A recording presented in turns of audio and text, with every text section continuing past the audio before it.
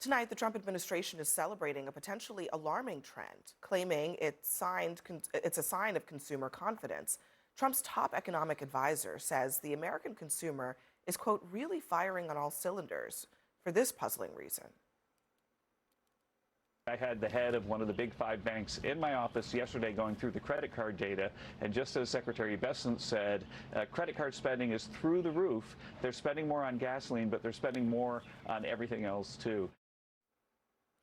Today, Kevin Hassett credited Trump's no tax on tips, overtime, and Social Security policies for putting so much more money in Americans' pockets. But notably absent from that list, Trump's tariffs, which are said to have cost the average American family over $1,700.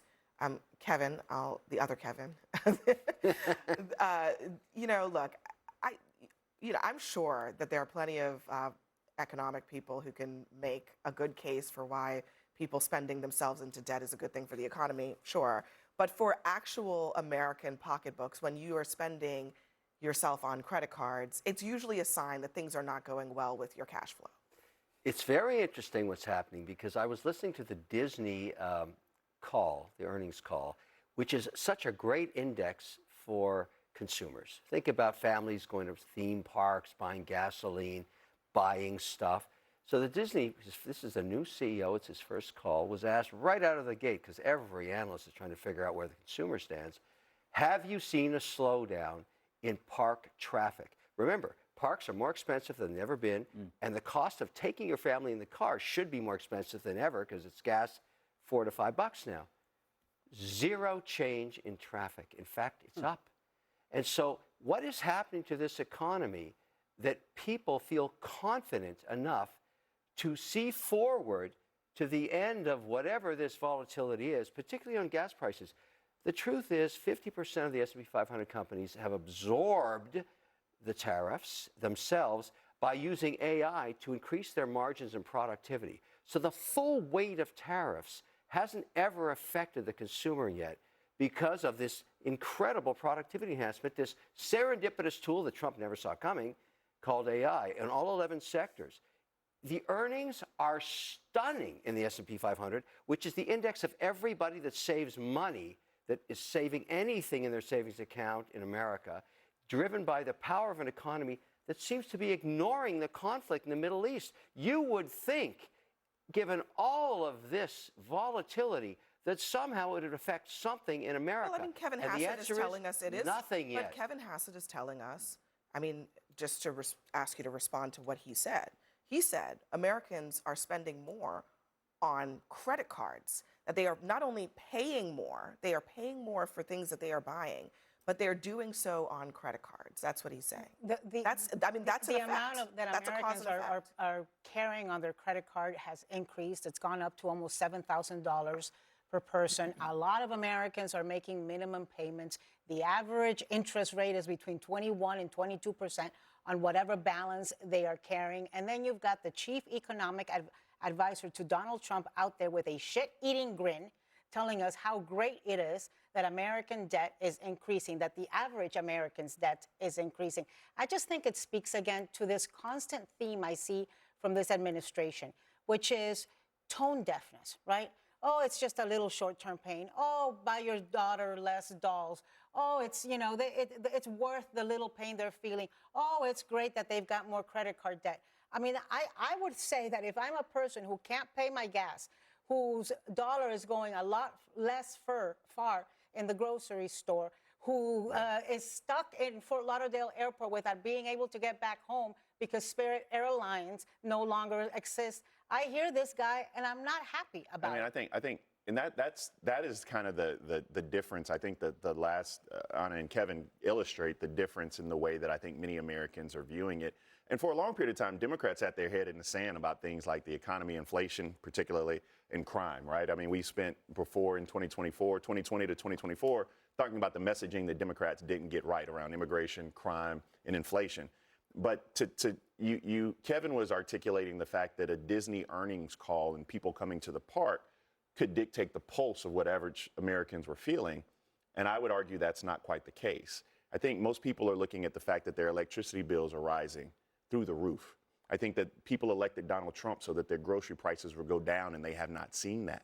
I think people are talking about gas and fuel prices. I think most people are not necessarily talking about Disney per se, but instead they're talking about how to make their everyday ends meet. Of course, we are. I mean, Disney, Disney, to your point, is a luxury item. Luxury? I mean, yes. I went on a Disney cruise and realized I had to work more years just to pay for it. So yes, I understand that. Abby, I think Kevin said something that I think is a good point, and that has to do with confidence. People have some confidence about what's going on in the future. There were two numbers that came out this week that I think illustrate that. One is the ADP hiring report. They forecast 109,000 jobs added. The other thing was that the U.S. hiring rate jumped to 3.5% in March, which is a 22-month high, and we're still sort of in a, what do they call, low hire, low fire, so sort of a muted turnover in the labor market. So I think there are jobs being added. People aren't worried about necessarily losing their jobs. So I think what Kevin was, maybe, I don't want to put words in your mouth, but there is a little bit of confidence among the American workforce about, hey, my job is okay and I feel good about the future. Can I ask you both just a question? This is just a literal question. I'm kind of taking Abby's role, I guess. But how do you say that we are not necessarily losing jobs and their confidence in the job market, but yet talk about the bolstering of AI? Because a lot of the same people that we're talking about who are in these jobs that pay between minimum wage and maybe, $20 an hour, those are going to be the same jobs in the next 5 to 10 years that are going to be excommunicated because of AI. So what is the balance there, and how we loss of all jobs, and you're not seeing any new jobs that may be higher paying coming from AI? And I'll give you an example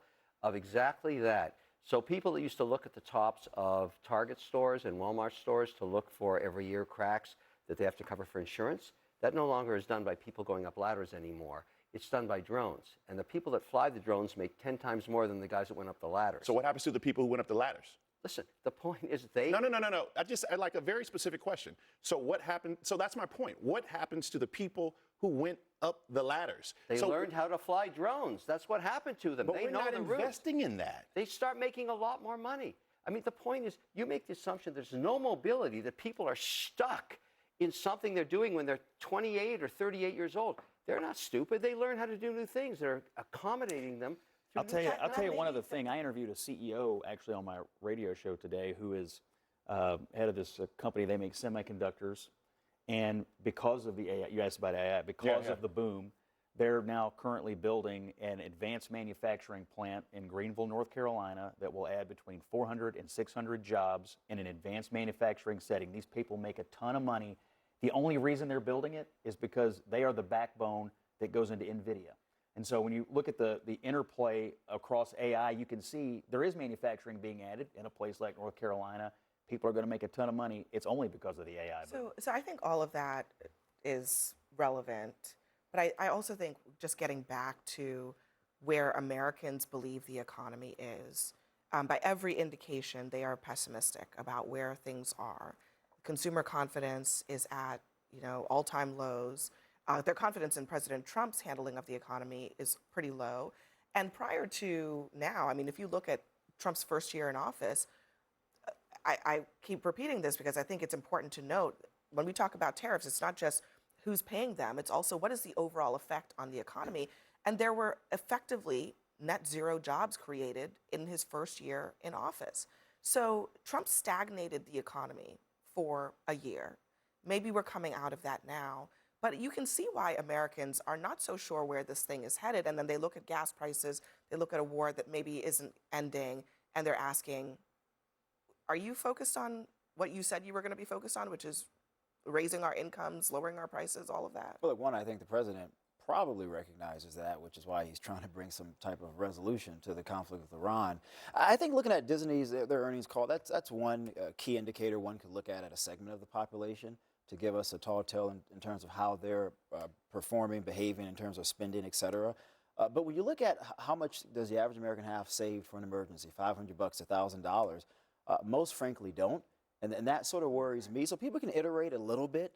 They can adjust themselves to AI, et cetera. But that takes time. That doesn't happen overnight. And so for me as a conservative, I certainly want to see us focus a little bit more on making sure the American people have the skills for the jobs that you're talking about, because it will have a significant impact in the next 5 to 10 years.